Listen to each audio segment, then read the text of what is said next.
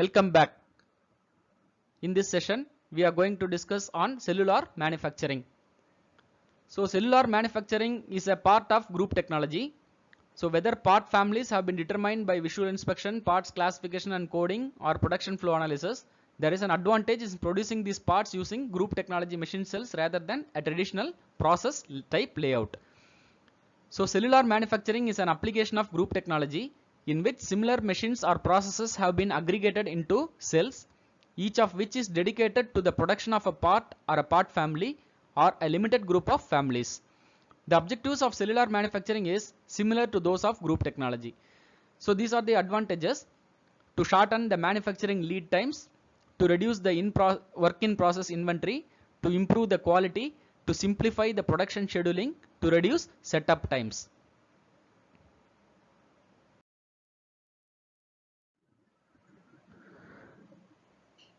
Whether the part families and machine groups have been determined by parts classification and coding or by production flow analysis, the problem of designing the machine cells must be solved. So in this section, we will consider some of the aspects of this important problem in group technology by means of a composite part concept. So composite part is nothing but it is a part which possesses all the features of the design and manufacturing. The part families are defined by the fact that their members have similar design and or manufacturing features. The composite part concept takes the part family definition to its logical conclusion. So in general, an individual part in the family will have some of the features that characterize the family but not all of them. But the composite part possesses all these features. So by the help of these composite part features, it is very helpful for us to design a machine cell. So the composite part concept is useful for visualizing the machine cell design problem. Unnecessary operations would simply be omitted with the composite part concept, and also machine fixtures and tools would be organized for efficient flow of work parts through the cell.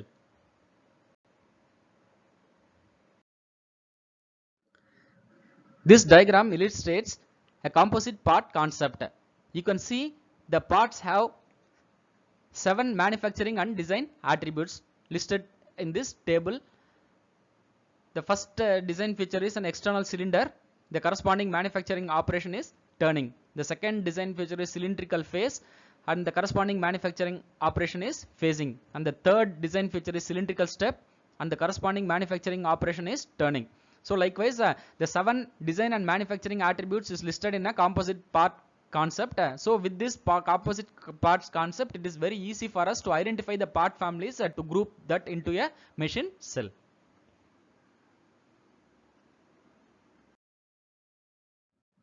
Now we are going to discuss on machine cell design. So there are 4 types of machine cells and layouts. The first one is a single machine cell where there is only one machine, group machine cell with a manual handling, group machine cell with a semi-integrated handling, and a flexible manufacturing cell or flexible manufacturing system. So as the name indicates, the single machine cell consists of one machine plus supporting fixtures and tooling organized to make one or more part families. This type of cell can be applied to work parts whose attributes allow them to make on one basic type of process such as turning or milling. For example, the composite part, as you have seen in the previous slides, could be produced on a conventional turret lathe with the possible exception of cylindrical grinding operation. So the group machine cell with manual handling is an arrangement of more than one machine used collectively to produce one or more part families. There is no provision for mechanized parts movement between the machines in the cell. Instead, the human operators who run the cell perform the material handling function in this group machine cell. Depending on the size of the parts and the arrangement of the machines in the cell, this function may require the assistance of the regular material handling crew in the shop. So the cell is often organized into a U-shaped layout as shown in the figure. So this layout is considered appropriate when there is a variation in the workflow among the parts made in the cell. It also allows the multifunctional workers in the cell to move easily between the machines. So coming to the group machine cell with semi-integrated handling, it uses a mechanized handling system such as a conveyor to move the parts between the machines in the cell. So when the parts made in the cell have identical or nearly identical routings, in this case an inline layout of machines is considered appropriate. In this case the machines are laid along a conveyor to match the processing sequence.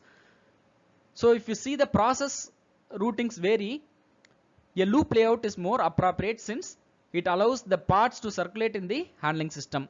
So this permits different processing sequences for the different parts in the system. These two layouts are illustrated here in the figure. The last one is a flexible manufacturing system, which is the most highly automated of the group technology machine cells. It combines automated processing stations with a fully integrated material handling system.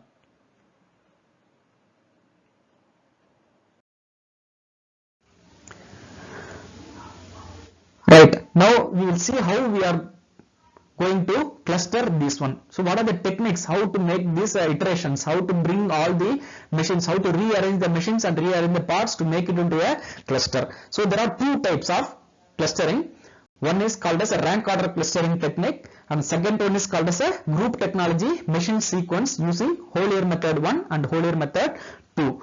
So these are there are many methods, but these two are the most commonly used method and very easy methods for performing a production flow analysis.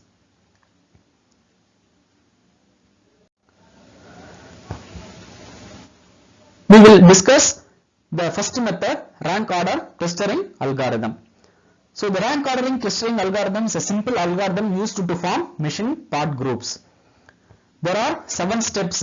We have to follow these 7 steps carefully. You note down these are the various steps. When we are discussing on an example problem, then it will be very easy for you to understand. After doing the example problems, once again if you see these steps, you can easily understand. But before going into the problem, if you study this one, it will be somewhat difficult to grasp. Right. The first step is assigning a binary weight from right to left and calculate a decimal weight for each row. I will explain this in the example problem which is going to come in the next slide. Now just listen. So rank the rows in order of decreasing decimal weight values. In case of a tie means the rank, if two values are same, for example 35 and 35, then we have to keep it in the order as they appear. We should not reshuffle it. We have to keep the order as they appear in the current matrix. This is the first step. The second step is numbering from top to bottom is the current order of the rows the same as the rank order determined in the previous step. For example, so if you are assigning the binary weights, then we are calculating the decimal equivalent.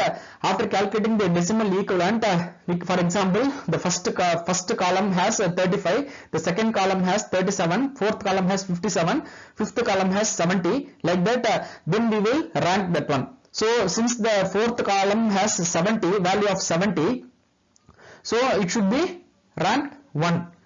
So 35 should be ranked 4th, 36 should be ranked 3rd. Okay, like that, as so on. So the ranks will not appear in sequence 1, 2, 3, 4 like that. So the rank will be in the disorder. So if they are appearing such that the first column has rank 1, second column has rank 2, third column has rank 3, fourth column has rank 4, then we have to stop the iteration. If we are not attaining that one, then we have to go to next step. Okay, so we have to stop the iteration. That means if yes means if go to the step 7, if no means go to the next step. So this is the step 3. So since we are not getting the rank in the order, okay, order from decreasing the first rank, second rank, third rank, fourth rank, like that. If it is in the different sequence, then we have to go to next step. So reorder the rows in the part machine incident matrix by listing them in a decreasing rank order starting from the top. Now what we have to do is the first column has a rank 4, the last column has a rank 3 means, then we have to rearrange that in such a way that the first column occupies the rank 1, second column occupies the rank 2, third column occupies the rank 3, like that we have to rearrange. Then once again we have performed this third step. After performing this third step, once again we have to assign a binary weight. Now first we have did this for each row, now we have to go for each column. First we have did this one, see, for each rows we have to assign a binary weight from right to left to calculate the decimal weight for each row. Now what we are doing is assigning binary weight from bottom to top and calculate decimal weight for each column. Now once again follow the same procedure. Rank the columns in the order of decreasing decimal weight values. In case of a tie, rank the columns in the same order they appear in the current matrix. Then the next step is what we have did here, the same we have to follow it in the column wise. So the numbering from the left to right is the current order of the column, the same as the rank order determined in the previous step. If it is yes, then go to step 7. If it is no, then go to next step. Right? As I told earlier, the same procedure we have to follow in column wise. Reorder the columns in the part machine incident matrix by listing them in a decreasing rank order starting from the left column. Finally, the step 7 is stop. After we are getting the rank in sequence, after many iterations, we are getting the rank in sequence, then we have to stop the iterations. Right.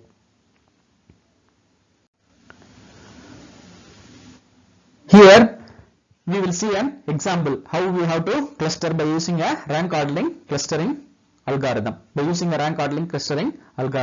So consider the problem here, which consists of 5 machines and 6 parts are shown in the table. Okay, this is a part incidence matrix as we have discussed earlier. This is a part incident matrix. You can see these are the 6 parts. Okay, you can see the x-axis is part number 1, 2, 3, 4, 5 and 6, and y-axis is a machine ID where we are going to process it with 5 machines, where the machine A processes part number 3 and part number 5, machine B processes part number 2 and part number 3, machine C processes part number 1 and part number 4, machine D processes part number 2, part number 3, part number 5, and machine E processes part number 1, part number 4 and part number 6.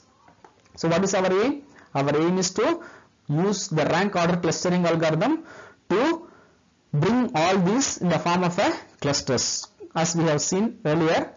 Okay, after clustering, how we have discussed, how we have seen the part incidence matrix. So we have to group this into 2 or 3 clusters so that we can easily eliminate the number of machines to process these 6 number of parts. Instead of processing it with the 5 machines, after clustering it may reduce with 2 or 3 machines alone. Right. This is the first step as we have discussed in the procedure. Various steps involved in rank order clustering system. The first step is what we have to do is we have to assign binary weights. First in the row wise, you can see this is the part incident matrix. It is already part number.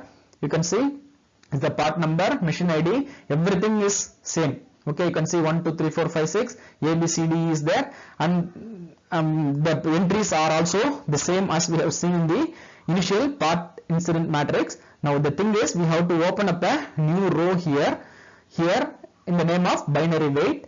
Here we have to assign the binary weights in the form of 2 power 0, 2 power 1, 2 power 2, 2 power 3, 2 power 4, 2 power 5 from right to left as we have discussed in the steps.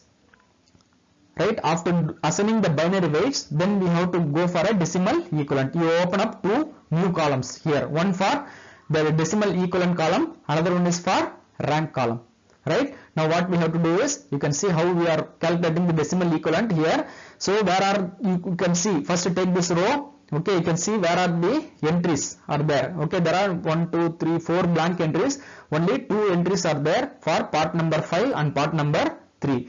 Okay, right. So corresponding to the part number 3 there is an entry. So the corresponding binary weight is 2 power 3. So 2 power 3 plus we have to add this one. There is an entry in the part number 5 for machine number A. So the corresponding binary weight is 2 power 1. We have to add both 2 power 3 plus 2 power 1. If we convert it, we will get the binary decimal equivalent as 10. Similarly, we have to follow the procedure for machine B, machine C, machine D and machine E. Now we can see the values are 10, 24, 36, 26 and 7. Right? Now which one is the higher value? Higher value is 37. You can see this is the higher value is 37. So we are ranking this as 1. The next highest value is 36. We are ranking as 2. Next highest is 26. We are ranking as 3. Next highest value is 24. We are ranking as 4. The next value is 10. We are ranking as 5. Now we have to check that. We have to go for the next step. The next step is we have to see the order of the rank order. Rank order we can see from the beginning to, from the top to bottom we will see it should come 1 2 3 4 like that, right? But here the rank orders are 5 4 2 3 1. So what we have to do, we could not stop the iteration, we have to proceed for the next step. So we have to go for reordering, must reorder. We have to go for the next step. Okay, we'll see how we are going to see the next step. Before proceeding to the next step, I will tell what we have to do. Here what we are going to do is see. So this occupies the first one, okay, first rank, right? So we are going to bring E to the top, then C to the next position, D to the third position, and B to the fourth position, and A to the fifth position. That is what we are going to do. Correspondingly, this also will get changed. Okay, we'll see that in the next slide. Okay, now we can see, as I said earlier, what happens? Now we are reordering the machines E, C, D, B, A according to their rank. Now the ranks are eliminated here, okay, because we are going to build a new part matrix based on the ranks. Okay, so we have developed a new part incident matrix according to the ranks E, C, D, B, A. Accordingly, the parts are occupying a different position according to the corresponding entries in E, C, D, B, and A. You can see now somewhat we have achieved some closer values, closer entries of the part numbers. Right, now the next step is what we have to do. We have to assign binary weights in column wise. Now this is the step 3. Okay, we have to take the previous part incident matrix. We should not take the first part incident matrix. We have to take the rearranged part incident matrix. Okay, E, C, D, B, A. We have rearranged this one. This we have taken corresponding part number 1 2 3 4 5 6. We have taken that one. Now we have to assign the binary weights from bottom to top. You can see, but in column wise. In previous we have assigned it in a row wise. Now we have assigning the binary weight in the column wise. You can see 2 power 0, 2 power 1, 2 power 2, 2 power 3 and 2 power 4 is the binary weights assigned in the column, right? Now corresponding decimal equivalent should be calculated for each and every column, and the rank should be mentioned according to the values, highest values and the lower values, right? So if you see the decimal equivalent for this one, part number 1, you can see there is an entry, okay, in E and C. So corresponding binary weights are 2 power 4 and 2 power 3. So we have to add both. 2 power 4 plus 2 power 3 is equal to 24, right? Similarly we have to do this one. So there is an entry on D and B, machine D and machine B. So 2 power 2 plus 2 power 1 will give you 6. Similarly we are arriving these values for all other machines, all other part numbers. Now we can see which one is the higher value, which one is the next higher value, like that. So there is a tie. Now there is a rule. Already we have seen a rule. Okay, if there is a tie, then you place it as in the same order as they appear. That is what, right? This is the 24. 24 is the highest value here. 24 is also again appearing here. So what we have to do is, first we have to assign which appears first. We have to give the rank 1, then we have to rank it next for this value. Which one is the next highest? 16 is the next highest. We are ranking as 3. The next value is 7, ranking as 4, then 6, ranking as 5, and 5 ranking as 6.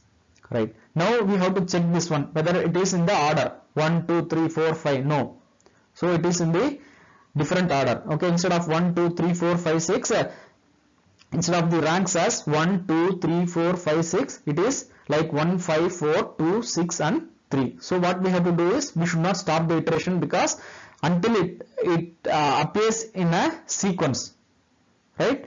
We should not stop the iteration. Now we have to go for reordering. So you can see we have to go for the next step, that is must reorder. Once again, what we have to do is we have to reorder according to this rank. Now what happened? This will be same, but this part number will be shuffled now. You can see this one, right? The part number gets shuffled, but the machine number stands and the part number gets shuffled now. Okay, according to the rank what we have achieved. So 1, 4, 6, 3, 2, 5. It gets shuffled in this order. Right, now once again we have to assign a binary weights as we did in the first step. So from left to right. So 2 power 0, 2 power 1, 2 power 2, 2 power 3, 2 power 4 and 2 power 5. Right, so corresponding decimal equivalent value we have to calculate as we have did in the first step. So there are entries for machine E, there are entries in part number 1, 4 and 6. The corresponding binary weights are 2 power 5 plus 2 power 4 plus 2 power 3, which yields you 56. Decimal equivalent as 56. Similarly, we get 48, 7, 6 and 5 for other machines. Now we have to rank according to the order.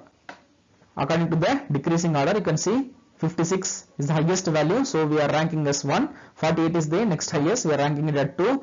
7 is the third highest, then 3, fourth highest, 4, fifth highest, 5. Now we can see it is in order. 1, 2, 3, 4. The rank is in order.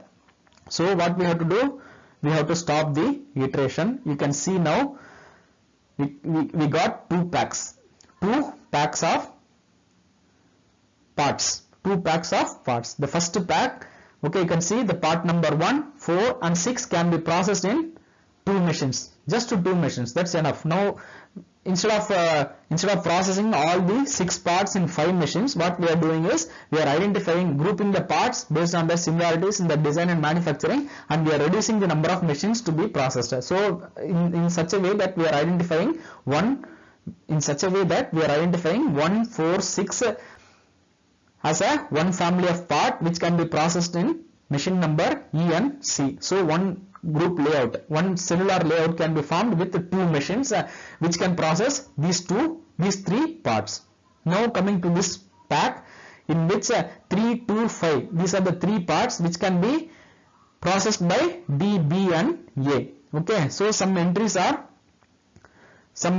free here. Okay, but we should not bother about this. Now I will come back to this. What is that one? Right, so now we are getting a 3 packs. So this 3, 2, 5 can be processed with these 3 machines instead of unnecessarily building E and C along with this one. Right, vice versa. Instead of using D, B, A for EC to process this one, we can form a 2 different layout. Okay, machine number EC in one layout, machine number DBA in another layout, so that simultaneously the part number 1, 4, 6 and 3, 2, 5 can be processed simultaneously. So which reduces the processing time, unnecessary inventory, unnecessary material handling time, idle time. All the unnecessary times are getting reduced and the production rate is also increased by doing this clustering techniques. This is how we are going for rank order clustering method in a production flow analysis. This is a very interesting method, but parts classification coding system is also a very good method, but you should have a clear understanding of the different types of structures and different types of coding system. Different type of structure means monocode, polycode we have discussed. Form code, supplementary code, secondary code, as we have discussed the Uppitz classification system. We have to know about which type of coding system, what is the structure of the coding system. That is very important. We should have it in the parts classification coding system. But in these cases, it is we no need to take any details like coding, etc. Instead, we can take the operations details in the operation sheet and we can process the part incidence matrix. From the part incidence matrix we can go for clustering. Right, you can see there now 2 clusters. Right, we go for another example. The similar type of problem is given.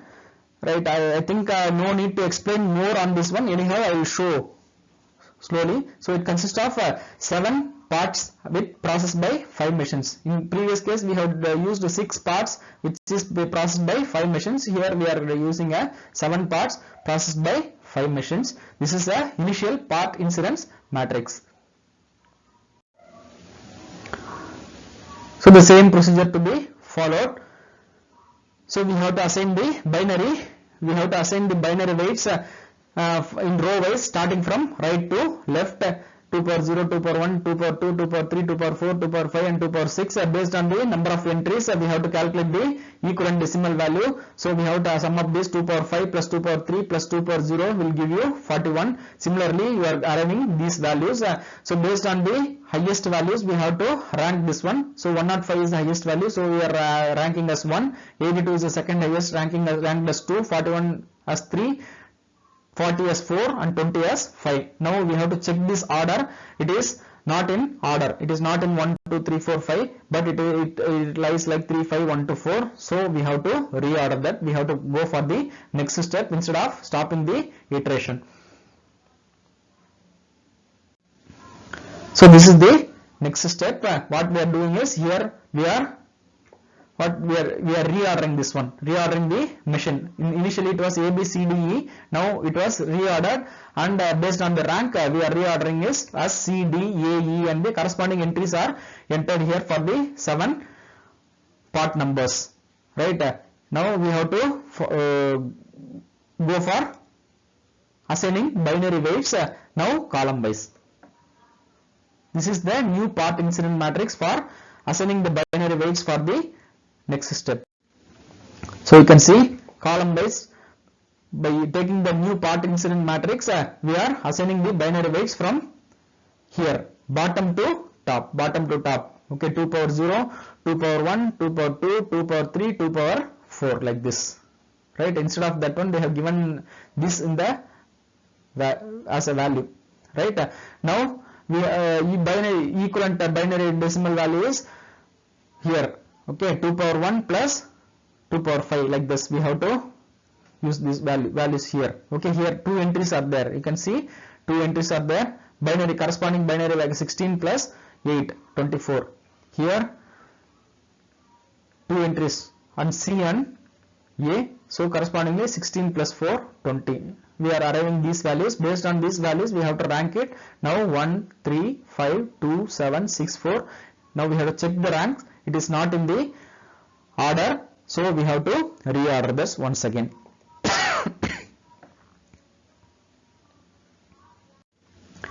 So this is the new incident matrix.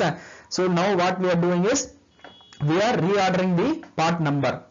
In the first case, we have reordered the machine. Now we are reordering the parts.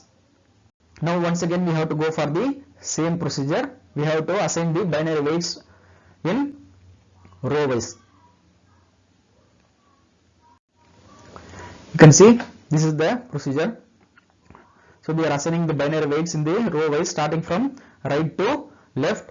Corresponding decimal values are arrived, and we are ranking it now. So by default, the rank stays in order 1, 2, 3, 4, 5. So no need to shuffle more. So we can stop the iteration now.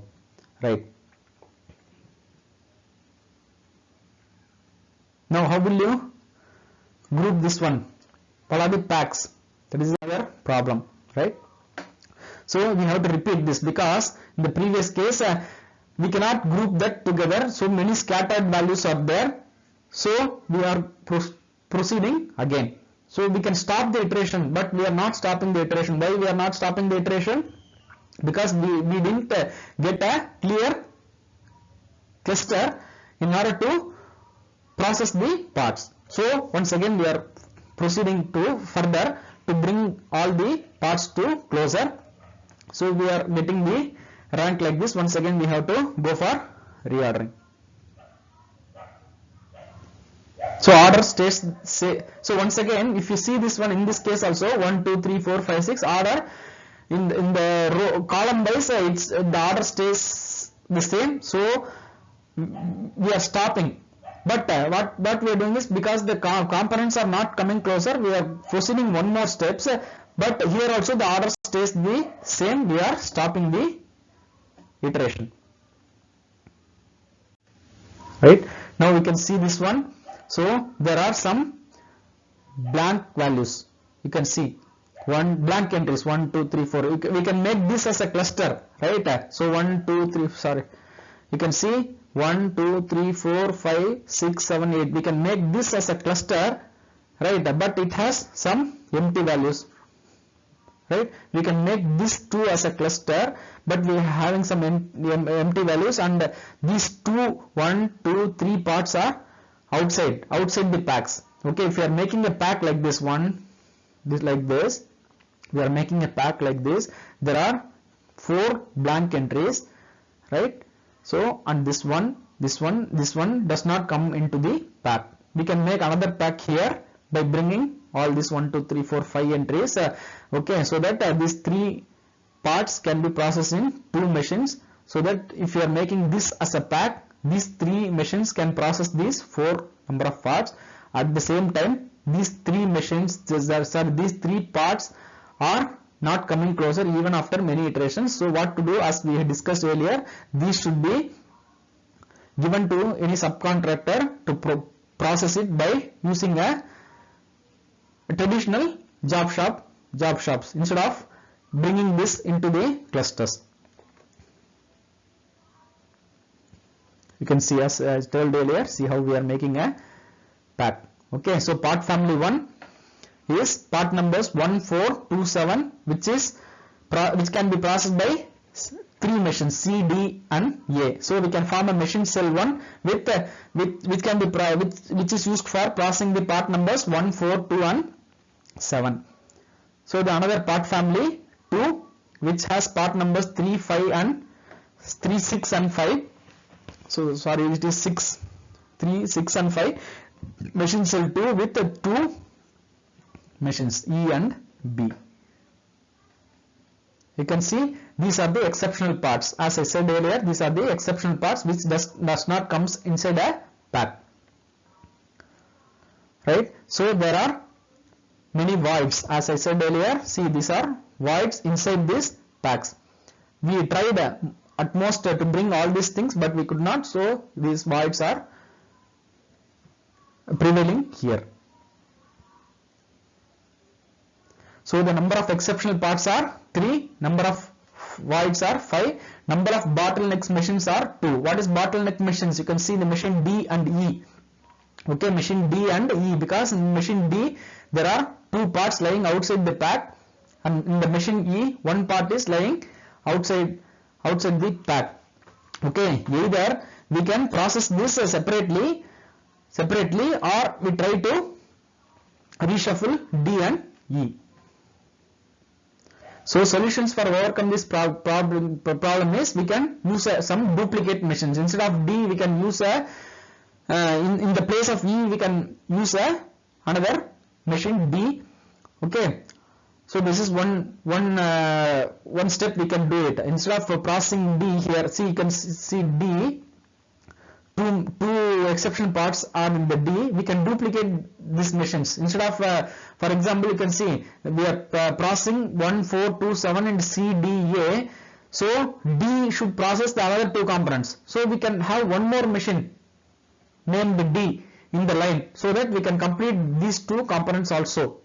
Or instead of doing that, instead of if you think that the investment is more for processing only these 2 components, why I have to install another one more machine? So in that case, you can subcontract these operations to any subcontractors, so that they can process and give it to you. So you have to calculate. In this case, you have to calculate the investment and the returns. Okay, if you are processing these 2 components by building out a layout by using another duplicate machine D and E, okay, what is the cost incurred, what is the output from that one? At the same time, if you are lending it to the subcontractor, what is the cost I have to pay to him?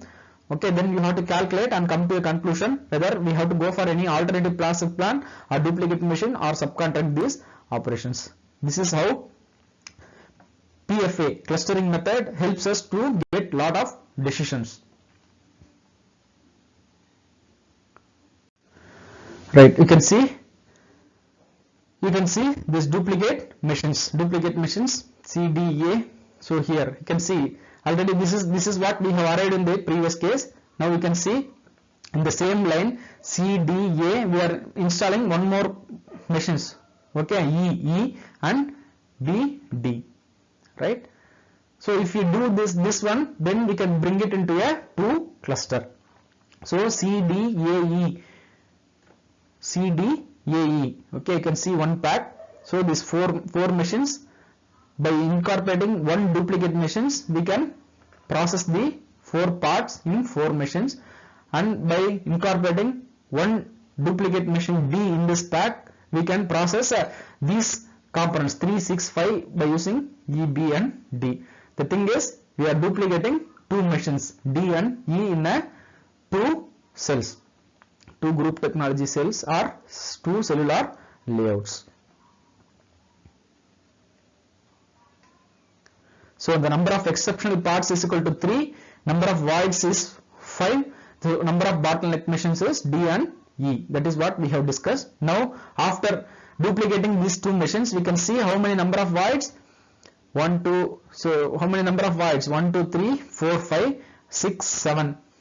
Right? I think 1, 2, 3, 4, 5, 6, 7, 8, 9 voids are there. So number of voids are there. So number of exceptional parts becomes 0. Now after duplicating the machines, the number of bottleneck machines is nil, because we have included 2 duplicate machines, so there are no such bottleneck machines now. So number of duplicate machines, we get a value here now, because we are including machines D and E in the layout.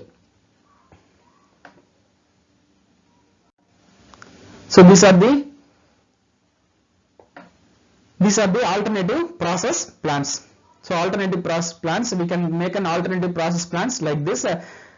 So this is what we have arrived from the output. Now we can go for an alternative process plan like that. We can bring, instead of these 3 part numbers lying outside, so 2 bottleneck machines, we can reiterate and we can bring only 2 parts. Still we have 2 bottleneck machines, E and D.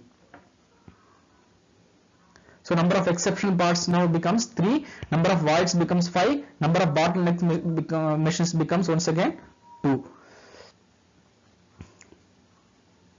Right? Now voids gets reduced, but bottleneck machines remains the same. So exceptional parts is reduced by using a alternative process plan. The exceptional parts gets reduced.